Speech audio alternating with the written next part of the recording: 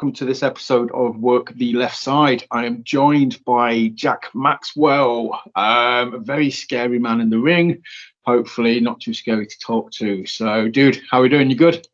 I'm very good, thank you. Thank you for having me. Pleasure to be here. Not a problem, dude. Thank you for joining me. Thanks for having a chat. So obviously exciting times for Jack Maxwell at the minute. He seems to be popping up across the board. Obviously, first, I've just mentioned it before we started recording. Whilst I'm thinking about it, I'm just going to bring it straight up. Jack Maxwell character, obviously, if anybody who knows you or has seen you perform, if they're not getting the shining aura or vibe, obviously they're very much missing the mark. Was that sort of intentional? Or are you just a massive fan of The Shining? Did you think, right, I can channel that? That's the kind of character I want to be. Yeah, so it was a bit of all sorts, really. Like, I've always been really into villains, even from when I was a kid. Like, I remember seeing The Phantom Menace, the first Star Wars film, and just being, well, I say the first Star Wars film, episode 1. And I just remember being absolutely obsessed with Darth Maul. I just thought it was so cool. And even superhero films and things like that. I love Batman, I love Spider-Man, but I would always find myself way more fascinated with, I wonder who the villain's going to be in the next film. I wonder who's going to be playing the villain, and I wonder how they're going to play it. That was always more of an interest to me. And then when it kind of came to formulating a pro wrestling character, I just sort of thought of what are my favourite films. And the ones that came straight to my head is The Shining, American Psycho, Fight Club, Cape Fear, Taxi Driver, and they're probably 5 of my top 10 films. And when you think about the protagonists of those films, they're all sort of heels in a sense, and they've all kind of got some deep-rooted psychological problems going on. So they were the characters that always interested me. And then I just kind of always knew that when I was going to create a pro wrestling character, that's the avenue that I kind of wanted to go down with it. Nice. Obviously, when I was doing the graphics for this, I kind of had to put in like the red rub thing. Yeah, I noticed that. Yeah. I just kind of thought I'd put it in there because, it's obviously it's iconic, the whole Shining thing. But like I said, those 5 films you just mentioned, dude, I'm a massive, besides being a wrestling fan, I'm a massive movie geek. And 5 of those films tick my boxes. Obviously, 2 of them with De Niro. Bob in Cape Fear is just next level heel kind of thing. Yeah, unbelievable. And I remember when Bray Wyatt first debuted in WWE, that was immediately the vibe I got. I got like a Max Cady vibe straight off the bat from him. I think that's De Niro's had so many brilliant performances, don't get me wrong, but I think that might be like his underrated best one. Yes, definitely. And the amount of people that know that have never seen it, it's just absolutely shocking. I just have to walk away for 5 minutes and calm down and talk to them again. We'll get back to movies at some point, I'm sure. But yeah, so wrestling. We've got the idea for the character. I'll ask the generic questions. What made you want to do wrestling? What made you think, you know what, I'm going to keep falling on my back and on my head on a regular basis?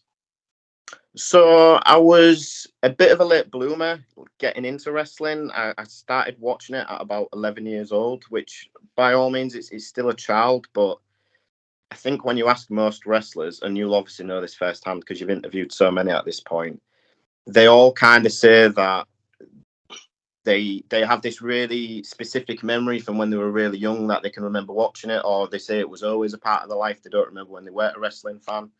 For me, weirdly, I got into it at an age where most kids sort of go off wrestling.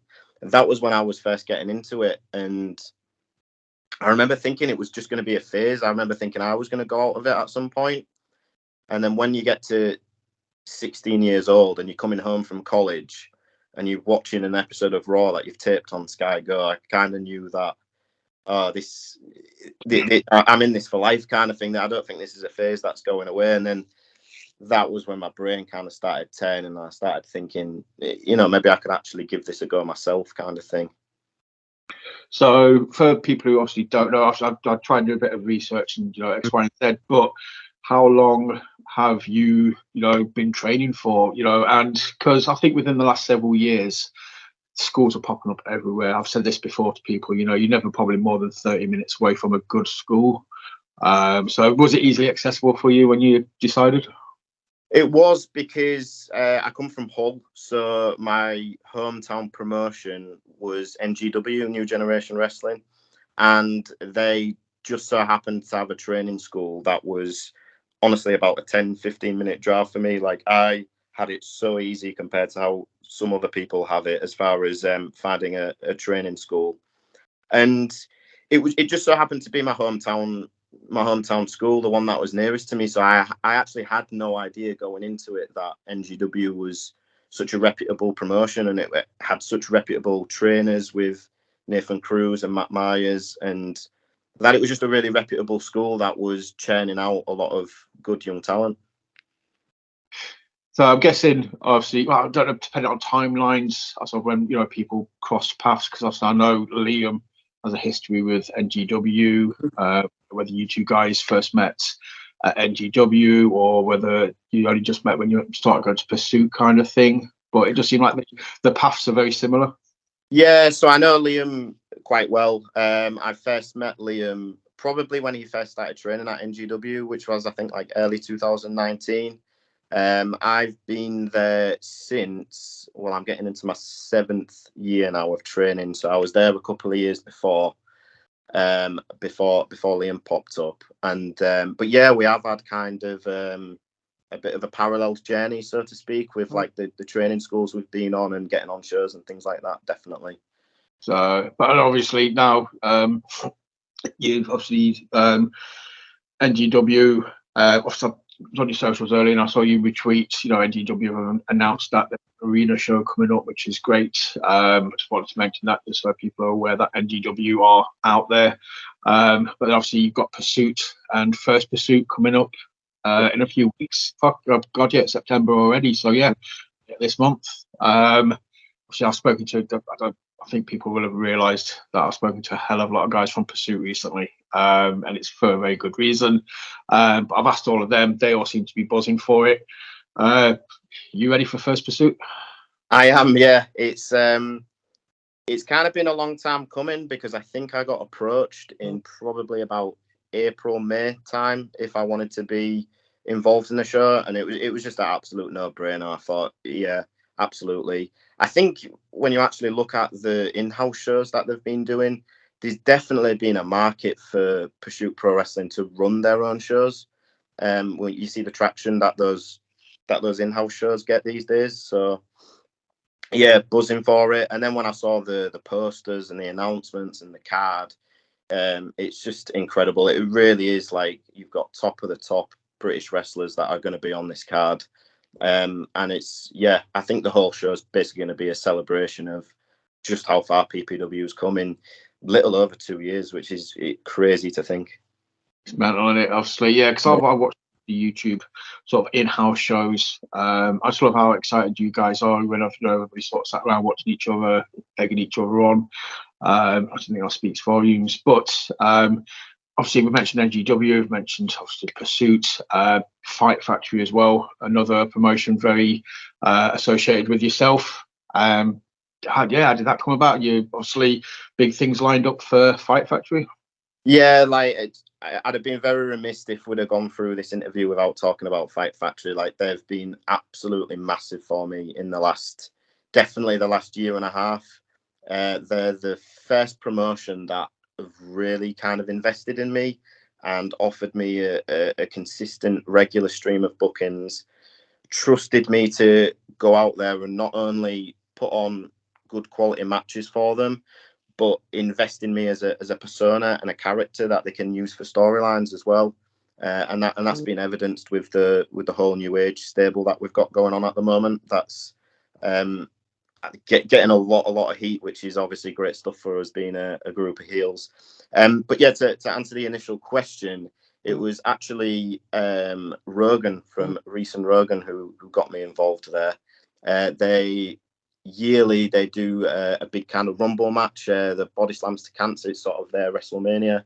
They have a big rumble match at the end of the show, and the winner gets a title shot. And they were just looking for bodies. They were looking for people to be in that match. And Rogan, who'd worked there a little bit before, put me forward. And it just kind of went from there. I had a good enough showing, I suppose, in that match for them to keep thinking about me. And like a few months down the line, I kind of became a regular member of the roster, so to speak. Awesome.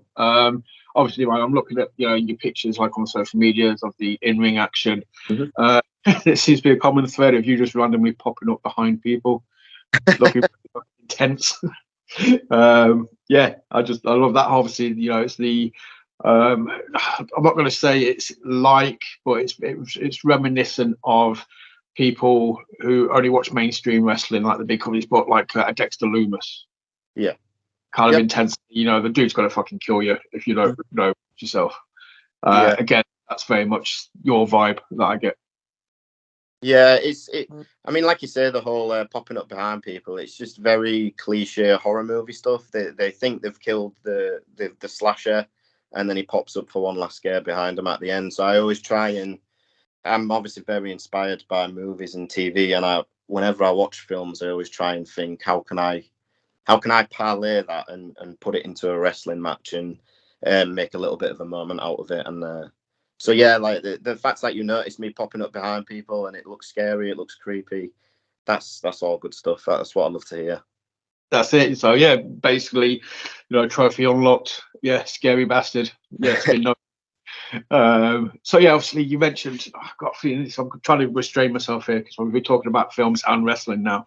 We're talking, about the bad guys, horror films. You've mentioned 5 there. But yeah, obviously then you're talking about the 5 films you mentioned. I wouldn't sort of say were overly slashers. They were more psychological horror films, blah blah blah. But yeah, it kind of feels like as well you're kind of embodying the slasher, like sort of said, like the Ghostface or the Michael or the Jason. Do you watch them and kind of be like, are you able to watch them as a fan, or do you find yourself sitting there watching it being like, I could take that, I could do that? I like that mannerism. A little bit of both. Like I can watch those films just purely as a fan, but I can't help but just find myself just getting a little bit of a nugget of, oh, that could work for me, kind of thing. And especially like you said, like the Michael Myers Halloween stuff. I'm not a big intimidating guy. I'm short in stature. I'm not the most jacked up guy in the world. So I always thought like picking things from that was going to be difficult. But there's a scene where in the first one where Laurie, she thinks she's killed him and she stood against the staircase, and you just kind of see in the back corner, you just see him slowly sit up. It's not in shot or anything like that. It's just if you're looking close in the background, you see him slowly sit up. So I've tried to take things like that. Obviously, the whole sit up thing is obviously very Undertaker, so I don't want to go all the way with it. But yeah, even like I say, a character like Michael Myers, who you wouldn't think I have any kind of similarities to, I try and, if I can, just take little bits here and there that would suit me and would look realistic to a wrestling audience. Yeah, no, definitely. That's it. That's what you don't have to mimic it. You can kind of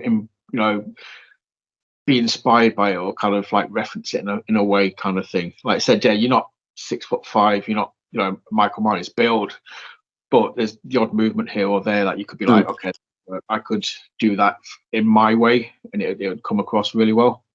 So again, talking kind of horror films, but I think I was talking to, it was kind of cliche when I was talking to Axel. I mentioned the Terrifier films. I've just watched them recently, so they're fresh in my head, kind of thing. And also the art's very movement based, very mannerismed, but I'm probably a bit too mimey for a Maxwell inspired.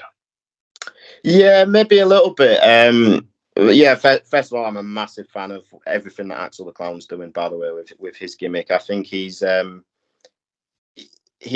of a PPW original, kind of like myself, as far as he was there when the doors opened, just like me. And to see what he's done with his character is just unbelievable. The commitment that he has to it is amazing. And definitely, when I even just seeing pictures of Terrifier, I immediately think, oh, I bet Axel the Clown loves this, and I bet he can take things from it. Sorry, I completely forgot. Oh, about being like very animated. That was the original question. Yeah. So I think I'm in a weird phase right now where I think in the past I'd been a bit guilty of trying to be too subtle with it and trying to trust an audience too much that they're going to understand what I'm all about. So I think over the last few months, like I think if you'd seen my match that I had with Leon Slater at Planet Wrestle, I've tried to make it a little bit more animated and a little bit more, just take a few more risks with it, not be afraid to end up with egg on my face kind of thing, where I would think before I'd have been a bit like, oh, I'm too serious for that. I shouldn't be made to look stupid. Whereas now I just have a bit more fun with it. And I think I'm a heel. So what's the harm in doing something that maybe makes me look a little bit stupid if it gets a reaction off the crowd? I think it depends on the promotion as well. I think you mentioned Planet Wrestle there. Obviously, that's the perfect promotion. Absolutely. To have a bit of fun. Obviously, the promotion itself comes across as a very sort of fun show. If you're ever going to have a lighter side to Jack Maxwell, it'll be at like a Planet Wrestle or something.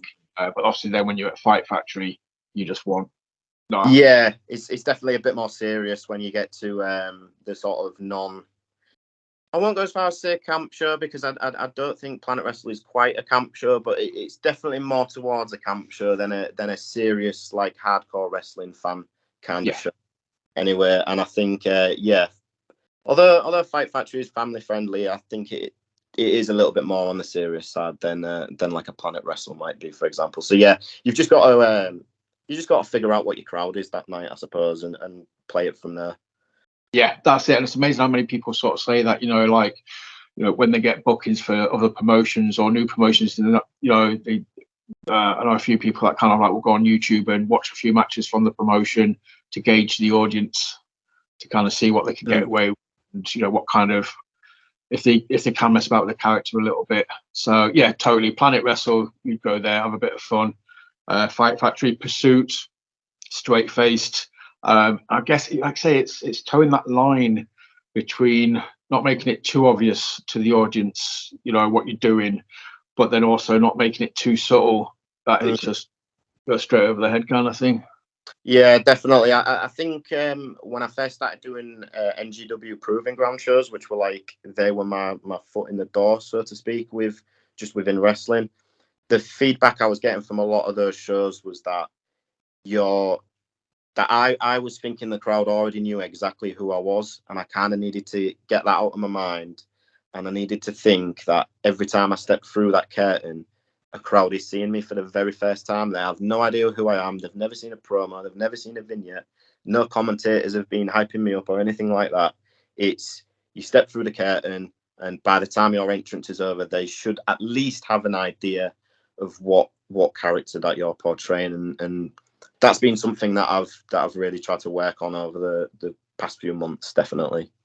Yeah, that's it, definitely. And I was talking to somebody a while ago, and they was on about like moves in the ring, how you've kind of got to signpost a move so the audience knows it coming, so they can anticipate it.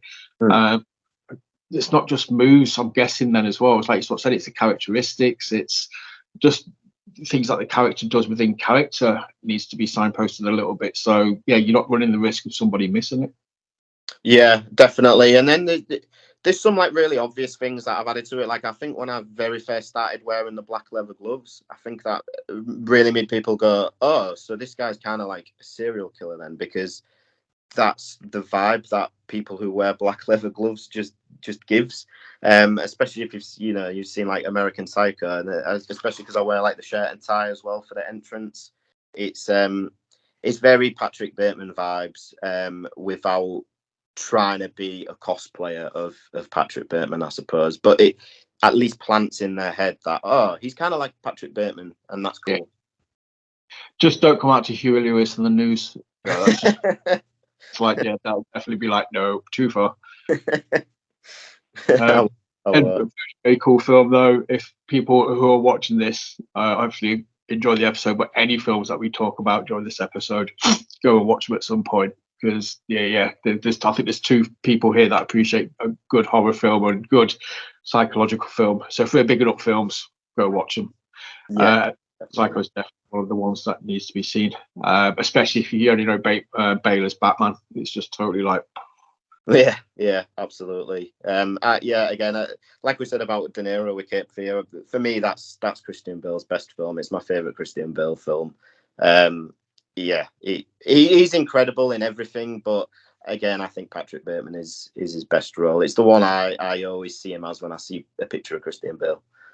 yeah, that's it. I just with the raincoat on and stuff, doing his little dancing. I'm like, sometimes I wish it wasn't in my head, but then it just pops up. I'm like, oh. But yeah, so obviously the character, I can kind of get the vibe that probably not to the extent of Axel, but I can imagine you having numerous notebooks kind of scattered around, and then if something pops off, you can just jot it down, or you've kind of got a journey for Jack, already planned out, which you can kind of stem from.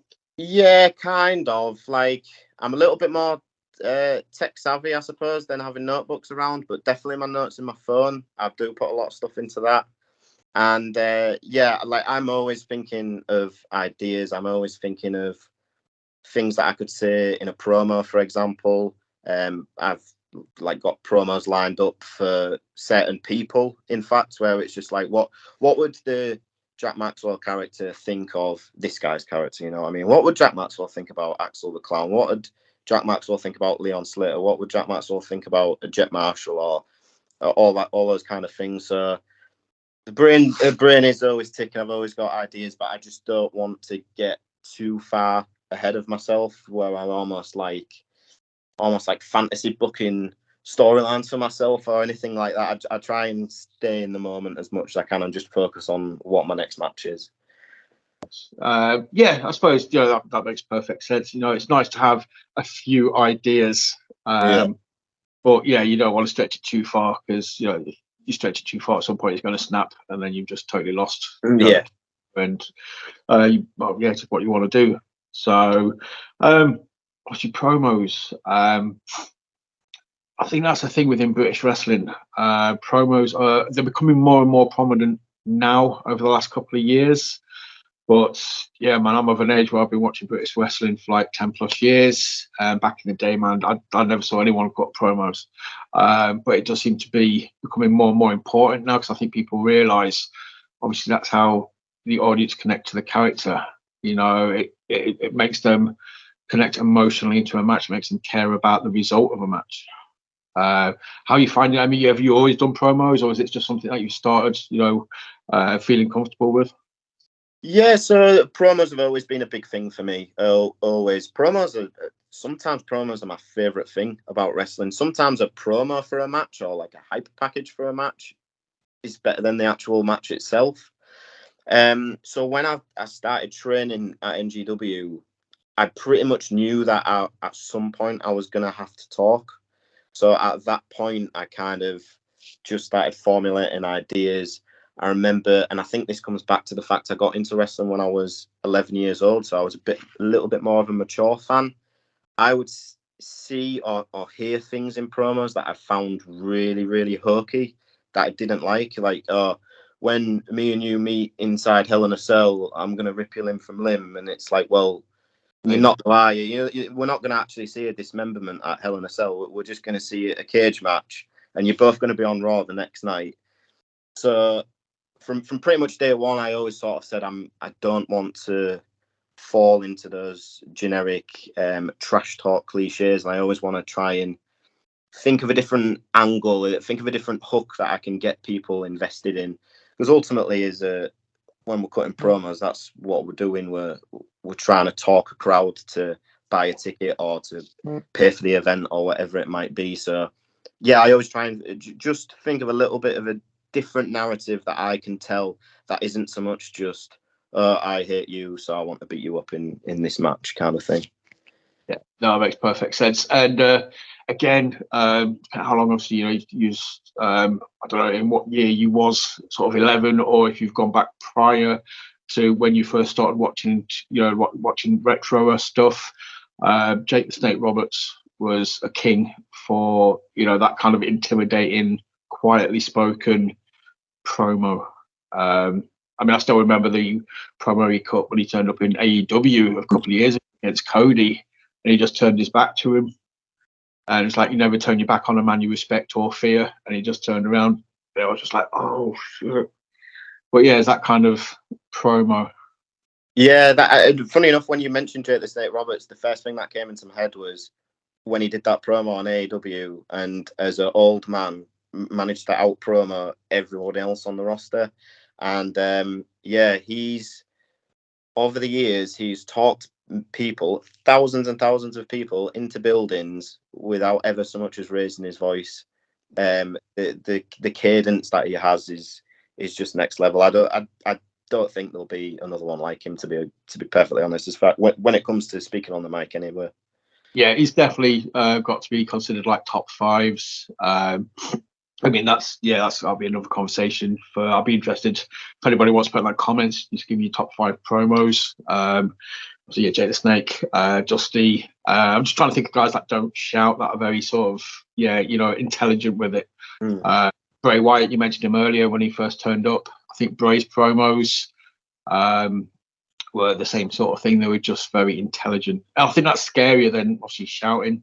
If you can articulate yourself in an intelligent way, you automatically seem a bit more intimidating.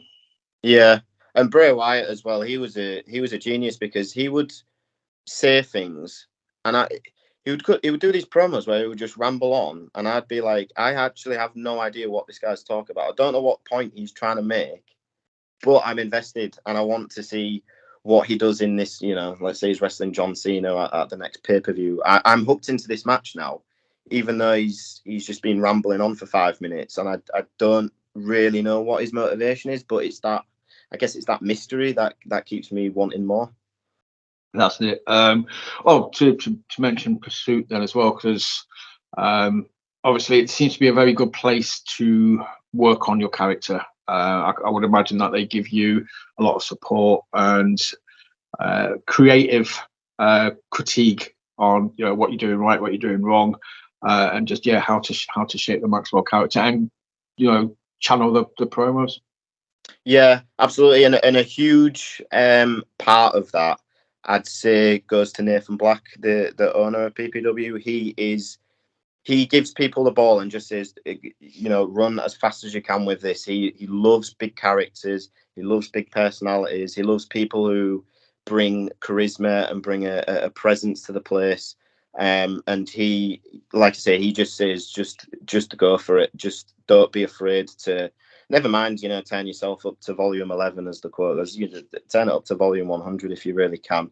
And even Liam as well. Like Liam's kind of probably not a pro wrestler that's well known for promos, but he is always there. He always encourages people to talk. He will always give his feedback on promos and tell you what you could have done better, how you can even deliver a line a different way, if you can do the exact same promo but maybe with a different emotion. He's very, very talented, and he definitely has an eye and a mind for good promos, even though you maybe wouldn't associate himself as being one of those type of people. Yeah, no, I totally get that. I would never, have thought of Liam as, a promo guy. He's obviously very much the ground-based technical, just wrestler, the pure style kind of thing. But yeah, it doesn't mean that, he doesn't know a good promo when he hears one. That's the thing. Kind of looking at the Bray Wyatt, sort of, not so much the Bray Wyatt, but like the Fiend and those kind of characters, belts.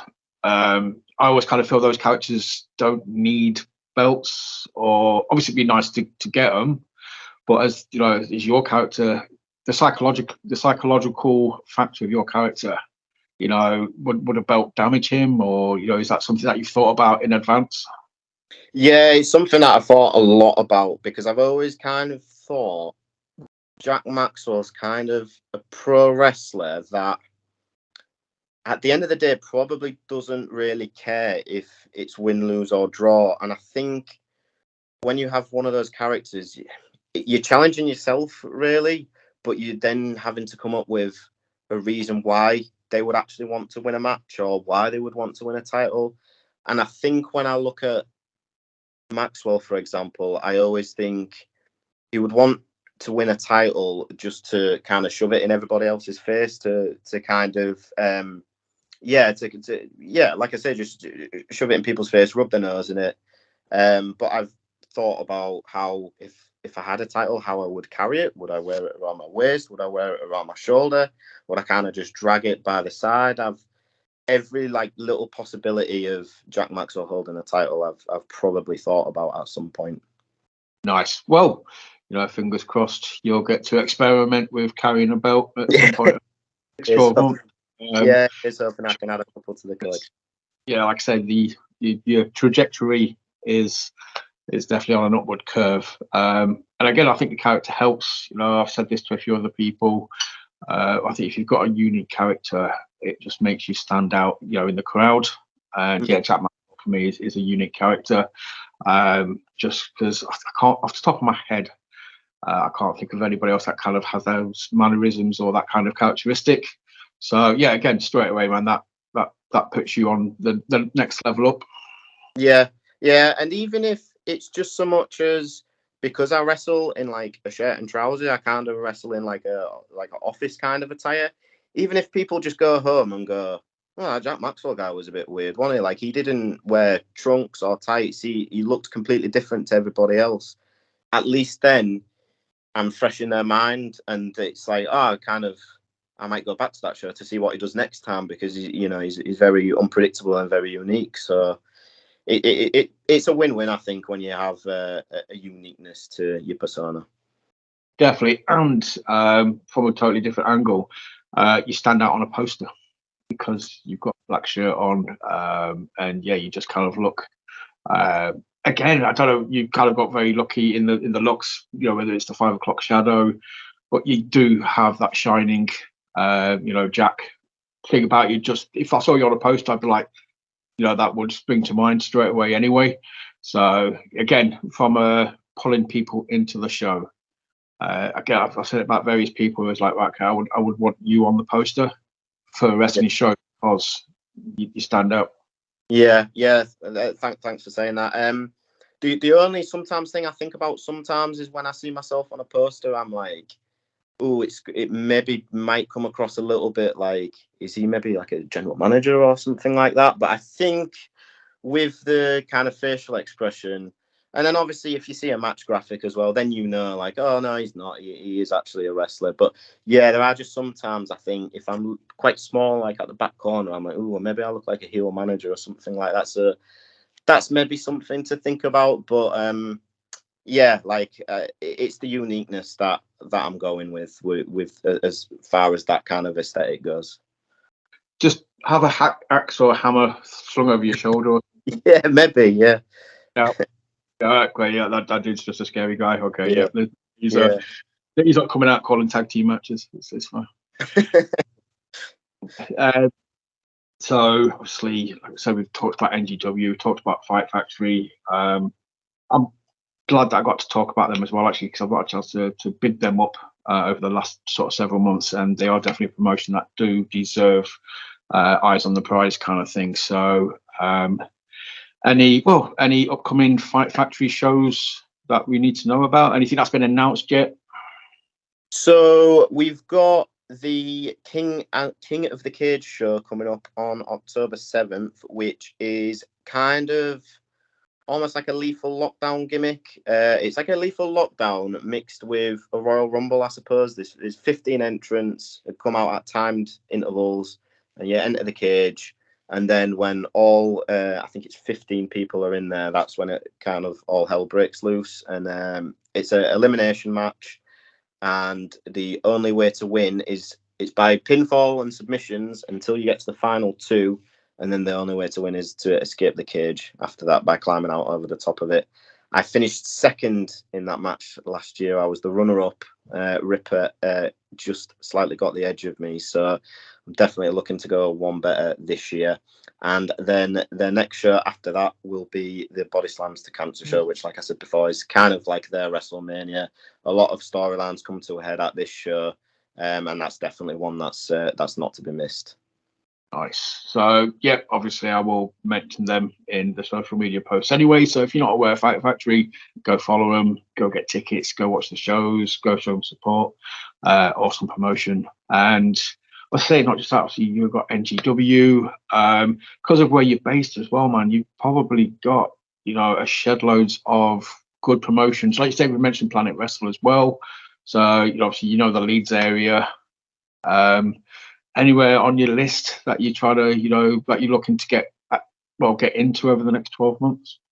Yeah, there's a few. So I've wrestled for Tidal twice, but not under their new regime yet, since they've had new ownership. So that's 100% a place that I'd love to get back to. I wrestled for True Grit once at the back end of last year, so that's another promotion that I'd definitely like to work there again if I could, because I love that experience. And then I think when you're looking at kind of other Leeds-based promotions, I think with the character that I'm portraying at the moment and kind of some stuff I've been able to do with Fight Factory in their Anarchy division, and doing kind of more the hardcore deathmatch stuff, mainly with a guy called Jack Bennett, who is great, and he's making a name for himself as a deathmatch guy now. But I think Rise is like a very obvious one where I look at that and I go, I could see myself getting involved with the craziness there, and getting to play with the toys a little bit in their matches. Nice, that'd be awesome. But yeah, I mean, just it's crazy. Like sort of say, just the promotions that are around within such close proximity. It's like I say, it's only going to be a matter of time within the next 12 months before you start turning up at these kind of promotions on a regular basis. So yeah, I was going to say you was at True Grit at Left Bank last October, was it? No, it was at the Pursuit Academy, actually. It was in that, that really weird week between Christmas and New Year when no one really knows what day it is. It was. Yeah. It was then, yeah. I think it was called Seasons Beatings, the show, and it was me and Nathan Black, very oddball tag team, against an equally oddball tag team, the Queens of the Space Age, which is Priscilla and Commander Sterling. It was really fun, and like I said, I absolutely loved the experience. The crowd was great, so that's definitely a promotion that I definitely would love to wrestle for again, and hopefully it can happen. I would definitely sort of I'll probably put I'd put some money on it being happening in the next 12 months. I just think you guys, it's obviously yourself, but again, it speaks volumes for Pursuit for me. You guys are just going out and about and just seem to be conquering, the Yorkshire area and beyond now. And I think it's a ripple effect. One or two you guys get booked, 3 or 4 of you guys then get booked. You're showing your faces. Obviously, you're going out to shows, just showing your face, networking, really, I suppose. Yeah, that's like a huge part of pro wrestling and of the business. It's because I think a lot of people they might send a promoter some matches that they've got or a CV, and that's great, but when you think about it, how many of those are they getting sent through? Do they really have the time to sit through, 3 or 4 10-minute matches that you've done? I think the best way to like you say, network it's just to show up and help out. It shows like you've got a good attitude. It shows like you've got a good work ethic. It shows like you want to be there. And you might not get booked right away by them, but at some point down the line, maybe someone who was originally on the show will be injured or will be ill. Maybe they wrestled the night before, got a concussion, so they've got to sit this one out. And I think it's in those moments where a promoter will go, this guy's been down here a few times. I've seen some of his stuff, so I know he's good. Let's give him a shot. That's it. And, British promotions are fuckers for doing rumbles. And like you said about, if I've had you always need bodies for rumbles. Mm-hmm. So as it did with Fight Factory, it can just stem from there. Mm. It's once the snowball gets rolling, it just builds and builds. But yeah, I just think the whole networking thing. I kind of touched on this with a few people recently, and I kind of whether it is important to you guys nowadays, because we've been talking about self-promotion, networking. Obviously social media is a massive part of that nowadays, and obviously you've got your Twitter account, and your Twitter account is Jack Maxwell. Yeah. Was that something you just went out and did straight away, or do you have your own, or is it just I can't be asked having two accounts, I'm just going to do a Jack one? No, so I'd started wrestling, and then I'd got a couple of bookings at the NGW Proving Ground shows. I didn't want to make a social media account straight away because I wouldn't have had anything to post on it, and I think it would have maybe looked a little bit amateur. So I waited until I had like a few pictures and a bit of footage that I could send, and then I created the Jack Maxwell Twitter account from there, and then I wasn't an Instagram guy for years. I was so late to the party, and it was kind of my New Year's resolution at the beginning of this year I'm missing out here, so I need to create an Instagram account, even if it's just to post creepy things or post little reels and whatnot, just to get people talking. So I'm really glad I did, actually, because it's been a pretty good platform for me, and I do think it definitely has helped to give me just a little bit of momentum. But yeah, social media it's massive. It's currency in the modern day of wrestling. I think if there's a promoter that's maybe and ahhing between booking one of two people, a deal breaker could definitely be, well, who's got more followers on social media, because if they share the post there, it reaches out to more people, therefore more people are likely to come to the shows. So yeah, social media is really, really essential in today's day of pro wrestling. Not even thought about it in that way, but yeah, of course, yeah. Promoters are booking wrestlers, and yeah, you guys have got a decent following. Of course, that's going to, yeah, you're going to share the posters, you're going to share the promos and anything to do with that show that's coming up. Yeah, put more eyes on that promotion. So I'd even thought about it that way before. So that's totally true.